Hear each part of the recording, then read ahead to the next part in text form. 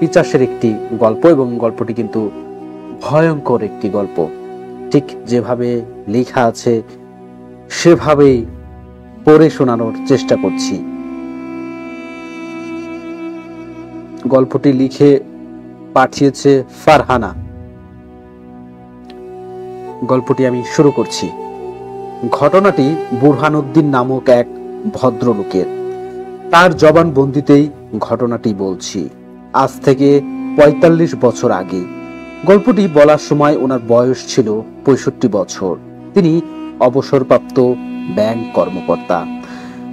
আমার তখন তরুণ বয়স। খালাবাড়ি বেড়াতে গিয়েছিলাম পাশের জেলায়। সপ্তাহখানেক বেড়ানোর ইচ্ছা, কিন্তু দুদিন যেতেই আমাদের গ্রামের প্রতিবেশী এক চাচা খালাবাড়ি এসে জানালেন যে আমার বাবা অসুস্থ, আমি শীঘ্রই যেন বাড়ি ফিরে যাই। এদিকে তিনি কোনো একটা কাজে এসেছিলেন, তাই মা তাকে দিয়ে খবর পাঠালেন। তখন তো আর ফোনের ব্যবস্থা ছিল না। যা হোক, চাচা খবর দিয়ে চলে গেলেন, আর আমি তড়িঘড়ি করে ব্যাগ গুছিয়ে ভর সন্ধ্যায় বেরিয়ে পড়লাম বাড়ির উদ্দেশ্যে। বাস স্টপেজে ৮টা থেকে ৮:৩০ নাগাদ পৌঁছে শুনলাম আজকে শেষ গাড়ি ছেড়ে গেছে একটু আগে। তখন তো এত গাড়ি ছিল না। বেশ চিন্তিত মনে মেইন রোডের পাশে টং দোকানে বসে পড়লাম। মনে আশা হয়তো দূরপাল্লার কোনো গাড়িতে হাত দেখিয়ে একটা সিট ম্যানেজ করে নেব।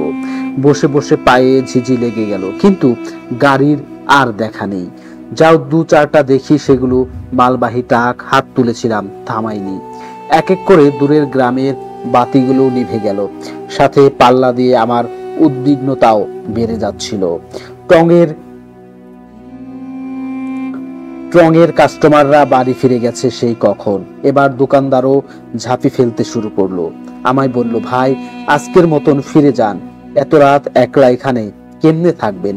না রে ভাই, যেভাবেই হোক আমাকে আজ বাড়ি পৌঁছাতে হবে। মাথা নেড়ে অসম্মতি জানালাম। লোকটা ঝাঁপি বন্ধ করে চলে গেল। এবার আমি একদম একা হয়ে গেলাম। কেমন যেন গা ছমছম করছিল। বসে বসে একটু ঝিমুনি লেগেছিল। হঠাৎ একটা গাড়ির শব্দে দর মরিয়ে উঠে একদম রাস্তার দাঁড়িয়ে পড়লাম। রাস্তার দাঁড়িয়ে হাত তুলে লাফাতে শুরু করলাম। ওটা ছিল একটা দূরপাল্লার বাস। আমার নাচা কুন্দা দেখে ড্রাইভার ব্রেক কষলো। দৌড়ে গেটে দেখলাম বাসে শুধু ড্রাইভার আর হেল্পার। ওরা বাস চালানো শিখছে। ড্রাইভারের বাড়ি আমার পাশের গ্রামে হওয়ায় আমাকে ওরা বাসে তুলে নিল।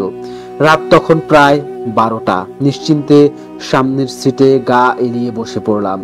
মিনিট 15 যেতেই ড্রাইভার ব্রেক কষলো। সামনে মুখ বাড়িয়ে দেখি জন 4 লোক একটা ছোট লাশ কোলে নিয়ে দাঁড়িয়ে আছে। গাড়ি থামাতেই ড্রাইভারকে বলল, ভাই আমাদের গ্রামের গোরস্থানে বেশ পানি জমেছে, তাই এই বাচ্চাটাকে সামনের ফুলতলির গোরস্থানে নিয়ে যাব, যদি আমাদের একটু দয়া করে নামিয়ে দাও। উল্লেখ্য, ফুলতলি ওই এলাকার বিখ্যাত আর উঁচু কবরস্থান, সচরাচর পানি জমে না। যা হোক, ড্রাইভার ওদের তুলে নিল। গাড়িতে কিছু লাইট জ্বলছে, কিছু নেভানো।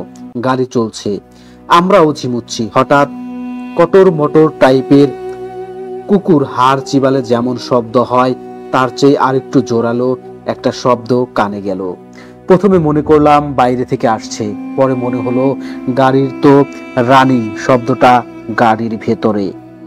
কোনো প্রকার উঠে পড়লো নাকি, কোনো কুকুর উঠে পড়লো নাকি। 7-5 ভাবতে ভাবতে গাড়ির মাঝ বরাবর ড্রাইভারের সামনে একটা লুকিং গ্লাস থাকে, তাতে চোখ গেল।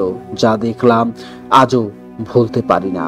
দেখলাম ওই লোকগুলো বাচ্চার লাশটাকে কয়েক টুকরো করে বেশ তাড়িয়ে তাড়িয়ে খাচ্ছে। কেউ গাড়িতে আছে কি নেই সে ব্যাপারে ওরা চিন্তিত না। বেশ ভয় পেয়ে গেলাম। এ দৃশ্য দেখে মাথা ঠান্ডা রাখা কঠিন, তবে মহান আল্লাহ তাআলার অশেষ মেহেরবানিতে বুকে সাহস এসে গেল। যত দোয়া দরুদ জানতাম সব পড়তে শুরু করলাম। বুঝলাম পিচাসের পাল্লায় পড়েছি।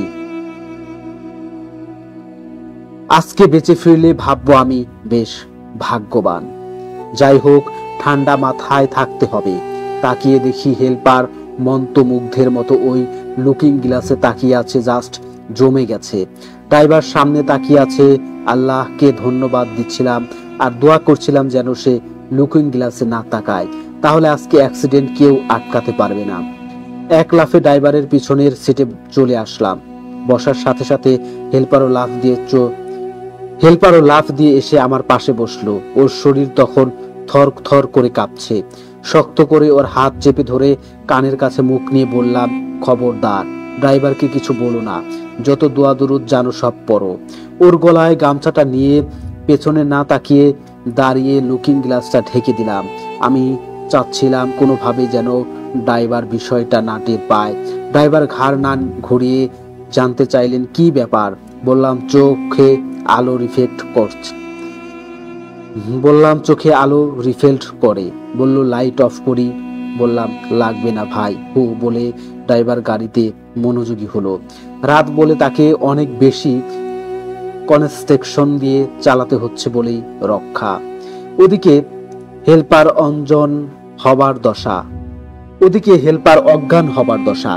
সামনে আয়াতুল কুরসি পড়ছি আর একবার নিজের গায়ে, একবার হেল্পারের আর একবার ড্রাইভারের গায়ে ফু দিচ্ছিলাম। ভেতরে ভেতরে আমিও হজম হয়ে যাচ্ছিলাম। তখনও পিছন থেকে হালকা কটকট শব্দ আসছে। গাড়ি ফুলতলি গুরুস্থানে আসতেই ড্রাইভার গাড়ি থামিয়ে দিল। আমি আগ বাড়িয়ে বললাম, ভাই নামেন, ফুলতলি চলে এসেছে। ওরা চারজন কুলে লেগ বেগে সাদা কাফনের কাপড়টা নিয়ে নেমে পড়লো। একটু খেয়াল করলেই বোঝা যায় ওতে কিছুই নেই। ওরা নামতেই আমি উঠে গেট লক করে দিলাম। আর বাইরের দিকে তাকাতেই একজন বলে উঠল, বড় কোনো মুরব্বির দোয়া ছিল তাই বেঁচে গেলি। এমন ক্রোধান্বিত সুর আমি আজ পর্যন্ত শুনিনি। বাগে পেলে আমাকে মনে হয় ছিঁড়ে ফেলতো। আর চোখ তখন টকটকে লাল, যা মানুষের চোখ হওয়া সম্ভব না। ড্রাইভার জানতে চাইলো গেট লক করলাম কেন।